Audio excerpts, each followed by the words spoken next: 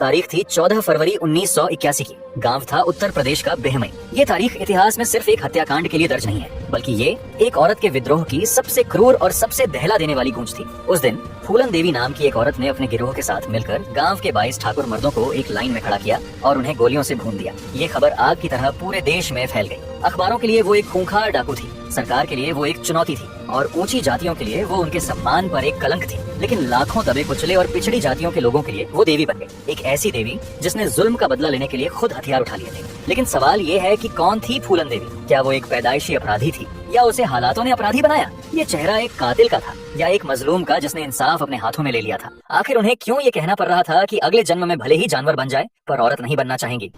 आप अगले जन्म में क्या बनना चाहेंगी? हम अगले जन्म में भले ही जानवर बन जाएं पर इस तरह की मतलब औरत नहीं बनना चाहेंगे। ये कहानी एक औरत के इंतकाम की है या उस समाज के पतन की जिसने उसे बंदूक उठाने पर मजबूर कर दिया? ये कहानी है भारत की सबसे चर्चित और सबसे विवादित बैंडिट क्वीन की। ये कहानी है बीहड़ के कांटों से निकलकर संसद के गलियारों तक पहुंचने की। ये कहानी है फूलन देवी की। लेकिन हर बार की तरह इनकी कहानी भी इनके बचपन से स्टार्ट करते हैं। तो बात है 10 अगस्त 1963 को उत्तर प्रदेश के जालौन जिले के एक छोटे से गुमनाम गांव गोरहा का पूर्वा में। ये गांव यमुना और चंबल नदियों के किनारे बसा था। एक ऐसा इलाका जो अपनी गरीबी और बीहड़ों के लिए जाना जाता था। ये वही बीहड़ थे जो बाद में फूलन देवी का घर बने। फूलन देवी का जन्म मल्लाह जाति के एक बेहद गरीब परिवार में हुआ था। उनके पिता का नाम देवी दीन और माँ का नाम मूला था। मल्लाह, जिन्हें निषाद भी कहा जाता है, पारंपरिक रूप से नाव चलाने और मछली पकड़ने का काम करते थे। हिंदू जाति व्यवस्था में उन्हें शूद्रों में गिना जाता था, जो सामाजिक सीढ़ी के सबसे निचले पायदानों में से एक था। उनका जीवन नदी के किनारे गांव की सरहदों पर ऊंची जाति के ठाकुर जमींदारों की दया पर निर्भर था। वे ठाकुरों के खेतों में काम करते, उनकी बेगार करते और हर दिन अपमान सहते थे। ये वो दौर था जब भारत को आजाद हुए 1.5 दशक बीत चुके थे। लेकिन गोरहा का पूर्वा जैसे गांवों में जातिवाद और सामंती व्यवस्था की जड़ें बहुत गहरी थी। यहाँ कानून का नहीं, ऊंची जाति का राज चलता था। इसी माहौल में देवी दीन और मूला के घर उनकी दूसरी बेटी ने जन्म लिया। घर में पहले से एक बेटी थी और बेटे की चाह में एक और बेटी का जन्म एक मातम की तरह था। उस समाज में बेटी को एक बोझ समझा जाता था, जिसके दहेज के लिए परिवार को अपनी कमर तोड़नी पड़ती थी। फूलन देवी के परिवार की गरीबी का सबसे बड़ा कारण उनकी जमीन थी। उनके पिता देवी दीन के पास जो थोड़ी बहुत जमीन थी, उसका बड़ा हिस्सा उनके ही बड़े भाई बिहारी लाल और भतीजे मैया दीन ने धोखे से हड़प लिया था। उन्होंने गांव के मुखिया को रिश्वत देकर जमीन के कागजात अपने नाम करवा लिए थे। मैया दीन को लगता था कि सिर्फ बेटियों वाला देवी दीन उसका क्या बिगाड़ लेगा। परिवार को गांव के किनारे एक छोटे से कच्चे घर में रहने के लिए मजबूर होना पड़ा। मैया दीन लगातार उन्हें परेशान करता, उनकी फसलें चुराता ताकि वे गांव छोड़कर ही चले जाएं। लेकिन उस परिवार में एक ऐसी लड़की थी जो चुप रहने वालों में से नहीं थी। छोटी सी उम्र में ही फूलन देवी का स्वभाव विद्रोही था। जब वो सिर्फ 10 साल की थी तो उन्होंने अपने चचेरे भाई मैया दीन के अन्याय के खिलाफ आवाज उठाई। वो अपनी बड़ी बहन के साथ उस विवादित जमीन पर जाकर बैठ गईं और वहाँ उगी फसल खाने लगी, ये कहते हुए कि ये जमीन और ये फसल उनके परिवार की है। मैया दीन ने उन्हें वहाँ से हटने को कहा, लेकिन जब वो नहीं मानी तो उसने उस 10 साल की बच्ची को इतना पीटा कि वो बेहोश हो गई। इसके बाद गांव के मुखिया ने फैसला सुनाया कि फूलन देवी के माँ बाप को भी पीटा जाए। ये फूलन देवी का अन्याय के खिलाफ पहला लेकिन दूर तक जाने वाला विद्रोह था। कुछ समय बाद जब मैया दीन ने उनके आंगन में लगे नीम के बेशकीमती पेड़ को काटकर बेचने की कोशिश की तो फूलन देवी ने फिर उसका विरोध किया। ये सिर्फ एक पेड़ नहीं था, ये उस गरीब परिवार की बची खुची संपत्ति और सम्मान का प्रतीक था। फूलन देवी का उस पेड़ के लिए लड़ना असल में अपने परिवार के वजूद और स्वाभिमान के लिए लड़ना था। ये घटना बताती है कि न्याय और हक की भावना उनके अंदर बचपन से ही कूट कूट कर भरी थी। हालांकि इस कहानी में एक और गहरा ऐतिहासिक पहलू छिपा था। अंग्रेजी हुकूमत ने मल्लाह समुदाय को औपनिवेशिक जनगणना में आपराधिक जनजाति के रूप में सूचीबद्ध किया था। आजादी के बाद भी ये ठप्पा पूरी तरह से नहीं मिटा था। इसका मतलब ये था कि कानून और समाज की नजर में मल्लाह जाति के लोग पैदाइशी तौर पर अपराधी समझे जाते थे। इस व्यवस्था ने एक ऐसा माहौल बना दिया था जहाँ फूलन देवी जैसी विद्रोही लड़की को सिर्फ एक अन्याय का विरोध करने वाली बच्ची के तौर पर नहीं, बल्कि एक अपराधी समुदाय की बिगड़ी हुई लड़की के रूप में देखा गया। इसी सामाजिक पूर्वाग्रह ने यह सुनिश्चित किया कि भविष्य में जब भी उनका सामना कानून से हो तो उन्हें इंसाफ नहीं बल्कि और ज्यादा जुल्म ही मिले। गोरहा का पूर्वा में फूलन देवी का बढ़ता हुआ विद्रोही स्वभाव उनके चचेरे भाई मैया दीन की आंखों में खटक रहा था। उसे डर था कि ये लड़की बड़ी होकर उसके लिए मुसीबत बनेगी। उसने फूलन देवी को रास्ते से हटाने का एक घिनौना और अचूक तरीका निकाला, शादी। मैया दीन ने फूलन देवी के माता पिता पर दबाव डालकर उनकी शादी एक ऐसे आदमी से तय करवा दी जिसकी उम्र फूलन देवी से 3 गुना ज्यादा थी। वो साल 1974 था। फूलन देवी सिर्फ 11 साल की थी। एक बच्ची जिसे शादी का मतलब भी नहीं पता था। उनका पति पुत्तीलाल 30 साल से ज्यादा उम्र का एक विधुर था जो बस अपने घर के काम के लिए एक नौकरानी चाहता था। इस सौदे के बदले में पुत्तीलाल ने फूलन देवी के परिवार को एक गाय, एक साइकिल और कुछ 100 रुपए दिए। ये शादी नहीं, एक सौदा था। जिसमें मैयादीन ने अपने रास्ते का कांटा निकाल फेंका था। उस समय के रिवाज के मुताबिक लड़की को बालिग होने तक अपने मायके में ही रहना होता था, लेकिन पुत्तीलाल कुछ ही महीनों में वापस आया और 11 साल की फूलन देवी को अपने साथ ले गया। वहाँ फूलन देवी के लिए एक अंतहीन दुख स्वप्न शुरू हो गया। पुत्तीलाल ने उनकी छोटी उम्र का कोई लिहाज नहीं किया और लगातार उनके साथ दुर्व्यवहार और मारपीट करता रहा। उस नर्क में फूलन देवी बुरी तरह बीमार पड़ गईं। जब उनके माता पिता उन्हें देखने आए तो वे अपनी बेटी की हालत देखकर दहल गए। वे उन्हें वापस घर ले आए,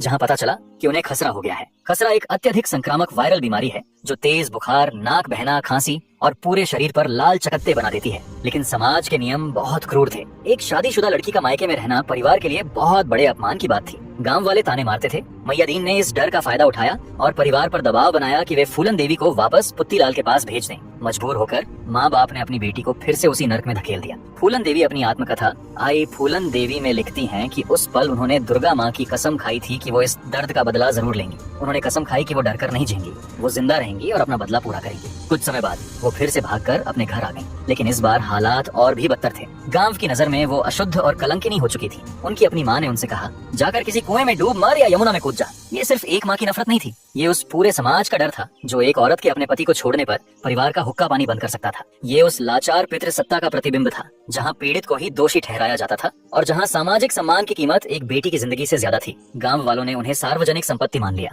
उन्हें कुएं से पानी नहीं भरने दिया जाता था। कोई भी जब चाहे उन्हें अपमानित करता और उनके साथ बलात्कार करता। हद तो तब हो गई जब गांव के कुछ लोगों ने उनके अपने ही घर में उनके माँ बाप के सामने उनके साथ बलात्कार किया। अब फूलन देवी के लिए समाज के सारे दरवाजे बंद हो चुके थे। उनके पास खोने के लिए कुछ नहीं बचा था सिवाय अपनी जिंदगी के। अपने ही गांव में हर दिन हो रहे जुल्म और अपमान से तंग आकर भी फूलन देवी ने हार नहीं मानी। उन्होंने एक बार फिर अपने परिवार की जमीन के लिए लड़ने का फैसला किया। साल 1978 में वो इलाहाबाद हाईकोर्ट में मैयादीन के खिलाफ मुकदमा दायर करने तक पहुंच गई। एक अनपढ़ निचली जाति की लड़की का ये कदम उस सामंती समाज में एक भूचाल जैसा था। इस दुस्साहस से मैयादीन आग बबूला हो गया। उसने बदला लेने के लिए फूलन देवी के पिता की पूरी फसल जला दी और पुलिस में फूलन देवी के खिलाफ ही चोरी का झूठा मुकदमा दर्ज करवा दिया। पुलिस ने फूलन देवी को गिरफ्तार कर लिया। 1 महीने तक जेल में उन्हें से रखा गया, जहाँ पुलिस वालों ने भी उनके साथ बार बार बलात्कार किया। ये फूलन देवी के जीवन का वो मोड़ था जहाँ कानून और समाज पर से उनका आखिरी भरोसा भी उठ गया। जिस पुलिस को उनका रक्षक होना चाहिए था वही उनकी असमत की लुटेरी बन गई। ये सिर्फ कुछ पुलिस वालों की करतूत नहीं थी, ये उस पूरी व्यवस्था का असली चेहरा था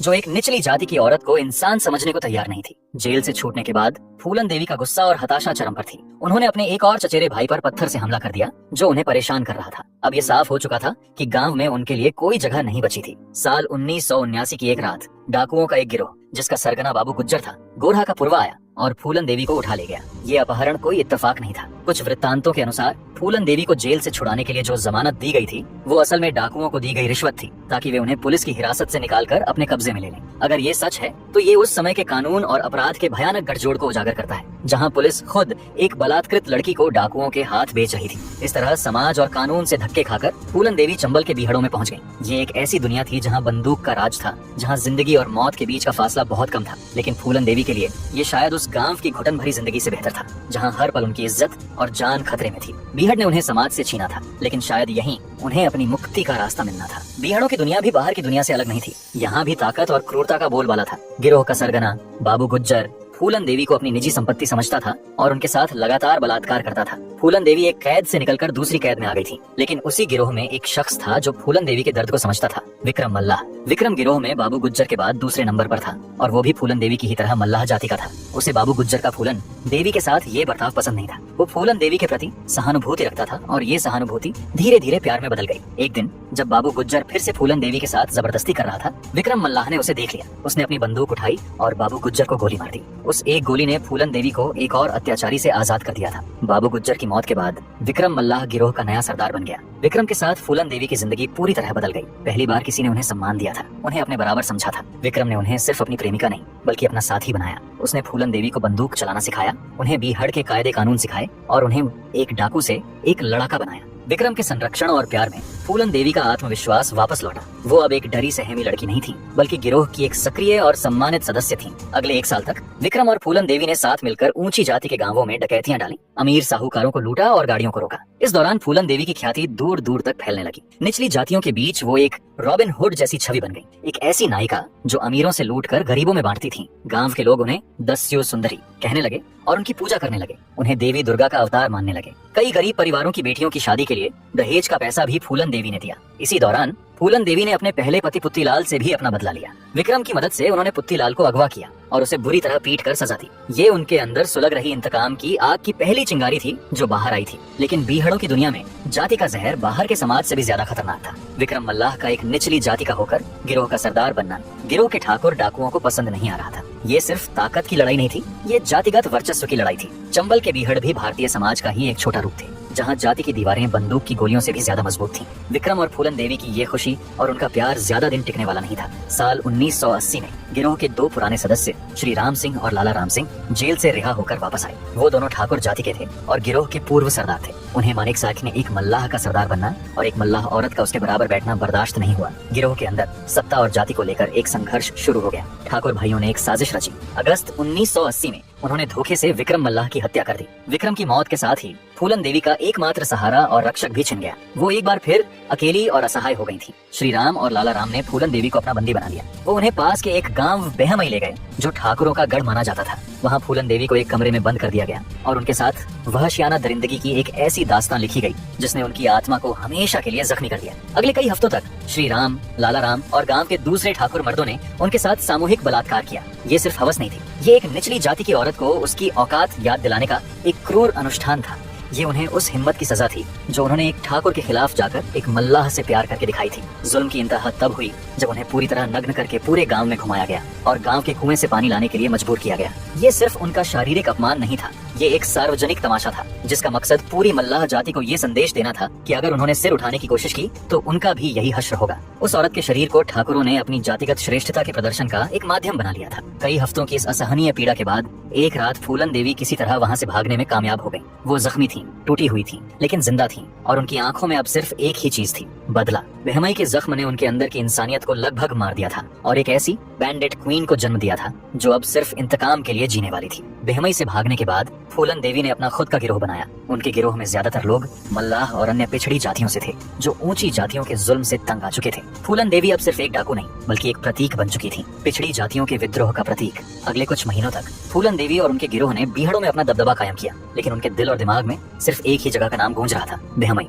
वो अपने बलात्कारियों श्री राम और लाला राम को ढूंढ रही थी। आखिरकार वो दिन आया, 14 फरवरी 1981। फूलन देवी को खबर मिली कि बेहमई में एक शादी है और श्री राम और लाला राम भी वहाँ मौजूद हो सकते हैं। पुलिस की वर्दी पहने फूलन देवी अपने गिरोह के साथ बेहमई गांव में दाखिल हुई। उन्होंने पूरे गांव को घेर लिया और अपने दो सबसे बड़े दुश्मनों श्री राम और लाला राम को बाहर निकालने की मांग की, लेकिन वो दोनों गांव में नहीं थे या शायद छिप गए थे। जब उनके गुनहगार नहीं मिले तो फूलन देवी का सालों से दबा हुआ गुस्सा एक ज्वालामुखी की तरह फट पड़ा। उन्होंने गांव के सभी ठाकुर मर्दों को एक जगह इकट्ठा करने का आदेश दिया। फिर उन्हें पास ही यमुना नदी के किनारे ले जाया गया और एक लाइन में खड़ा कर दिया गया। इसके बाद जो हुआ उसने पूरे देश को हिलाकर रख दिया। फूलन देवी के गिरोह ने उन पर गोलियां बरसा दी। इस हत्याकांड में 22 लोगों को गोली मारी गई, जिनमें से 20 की मौत हो गई। इस घटना को लेकर कई तरह की बातें कही जाती हैं। फूलन देवी ने अपनी पूरी जिंदगी इस बात से इनकार किया कि उन्होंने खुद किसी पर गोली चलाई थी। उनका कहना था कि उनके गिरोह के लोगों ने, जो उनके अपमान से गुस्से में थे, इस हत्याकांड को अंजाम दिया। वहीं कुछ चश्मदीदों का कहना था कि फूलन देवी ने खुद गोली नहीं चलाई, लेकिन उन्होंने एक इशारे से गोली चलाने का आदेश दिया था। सच जो भी हो, बेहमई हत्याकांड की जिम्मेदारी फूलन देवी पर ही आई।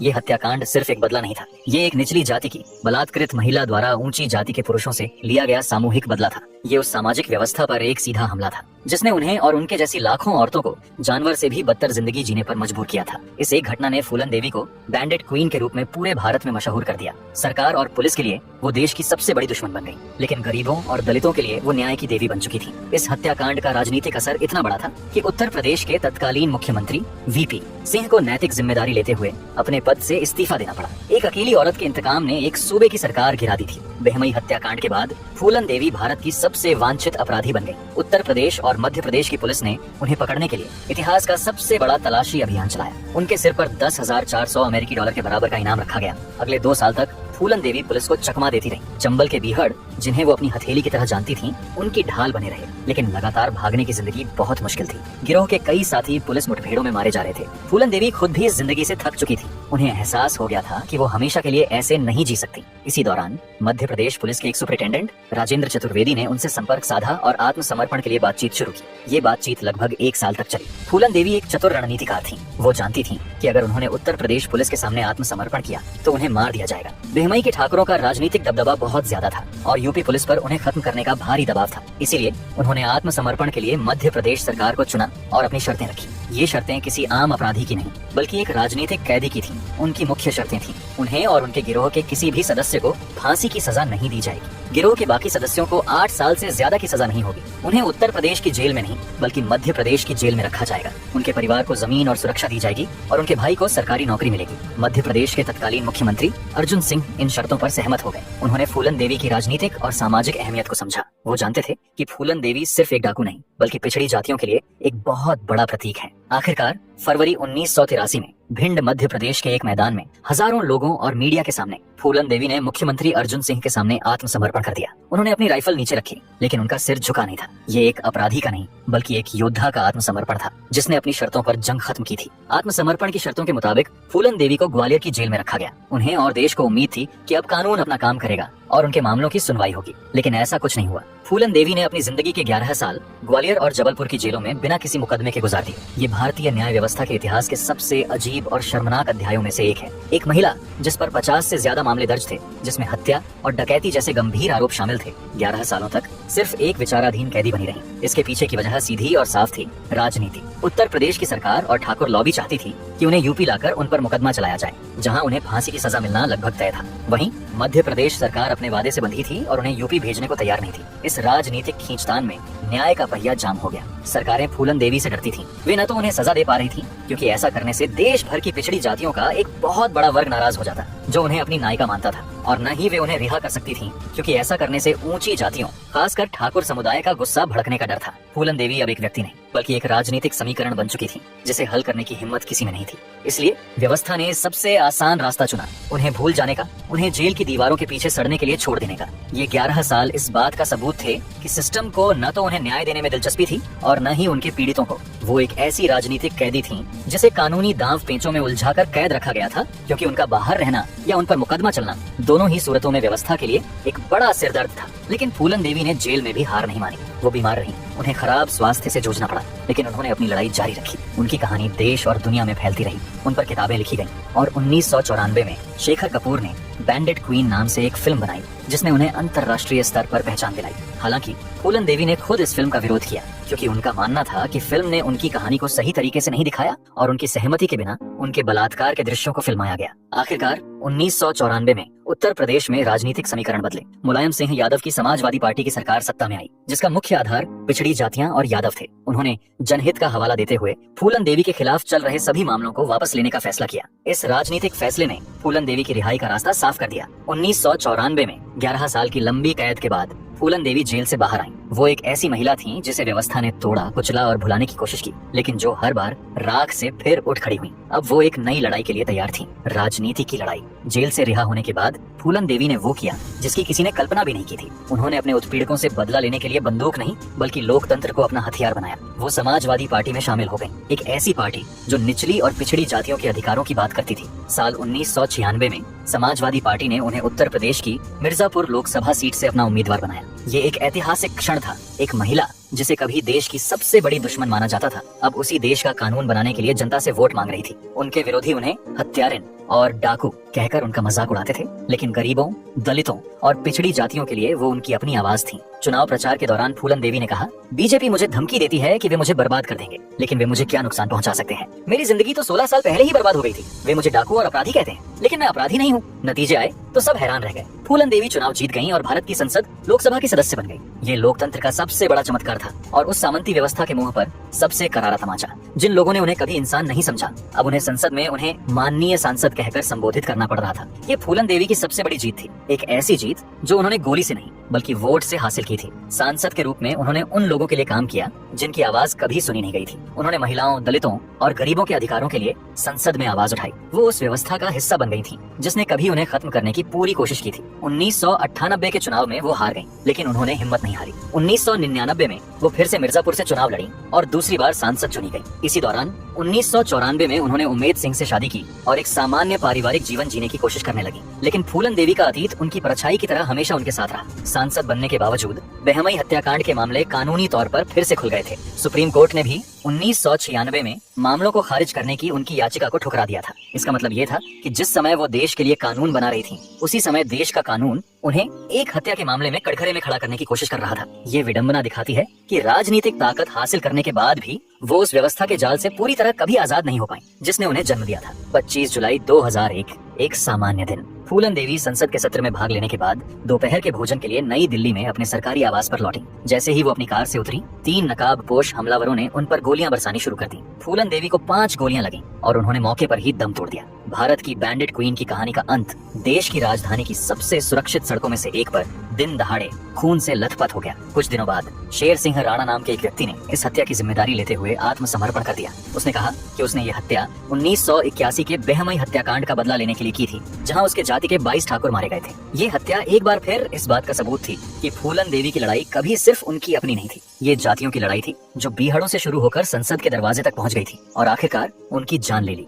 फूलन देवी की हत्या का मुकदमा लंबा चला। 10 साल की सुनवाई के बाद 2014 में दिल्ली की एक अदालत ने शेर सिंह राणा को हत्या का दोषी ठहराया और उसे आजीवन कारावास की सजा सुनाई। लेकिन 10 अन्य आरोपियों को सबूतों के अभाव में बरी कर दिया गया। इस कहानी में एक और नाटकीय मोड़ तब आया जब शेर सिंह राणा 2004 में दिल्ली की उच्च सुरक्षा वाली तिहाड़ जेल से भाग गया। 2 साल बाद 2006 में उसे कोलकाता से फिर से गिरफ्तार किया गया और फिर 2016 में दिल्ली उच्च न्यायालय ने उसे जमानत पर रिहा कर दिया। जेल से बाहर आने के बाद 2018 में उसने शादी भी कर ली। शेर सिंह राणा का अपनी जाति के कुछ लोगों के बीच एक नायक बन जाना फूलन देवी की कहानी की विडंबना को और गहरा करता है। जिस तरह फूलन देवी निचली जातियों के लिए ठाकुरों को मारने के बाद नायिका बन गई थी, उसी तरह राणा फूलन देवी को मारकर कुछ ठाकुरों के लिए नायक बन गया। ये दिखाता है कि हमारा समाज जाति के नाम पर कितना बंटा हुआ है, जहाँ एक का आतंकवादी दूसरे का हीरो हो सकता है और जहाँ न्याय को भी जाति के चश्मे से देखा जाता है। फूलन देवी की हत्या ने उस विद्रोह का अंत कर दिया जो गोरहा का पुरवा के खेतों में शुरू हुआ था। लेकिन ये उस सवाल का अंत नहीं कर सका जो फूलन देवी ने अपनी पूरी जिंदगी से पूछा था कि क्या इस देश में एक गरीब निचली जाति की औरत को सम्मान से जीने का हक है।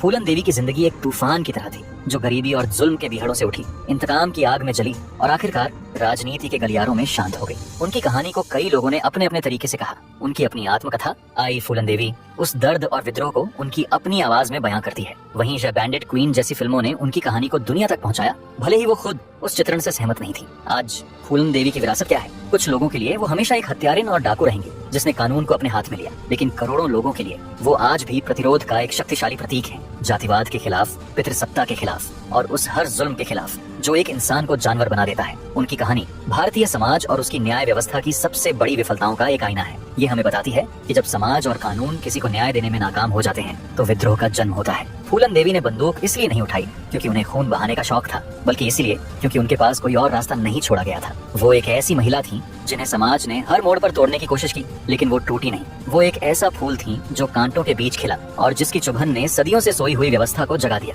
फूलन देवी की कहानी सिर्फ एक औरत की कहानी नहीं, ये भारत की उस सच्चाई का आईना है जहां आज भी इंसाफ की देवी की आंखों पर बंधी पट्टी कभी कभी जुल्म का पर्दा बन जाती है। उनकी बंदूक खामोश हो गई और उनकी बगावत की गूंज आज भी हमारे समाज के बहरे कानों से सवाल पूछती है। अगर आप उदा देवी पासी जैसी एक और निडर महिला की कहानी जानना चाहते हैं तो स्क्रीन पर दिख रहे वीडियो पर जरूर क्लिक करें। और अगर आपको यह वीडियो पसंद आया है तो यकीन मानिए वह वीडियो भी आपको उतना ही प्रेरित करेगा। बाकी सब लोग अपना ख्याल रखें। जय हिंद।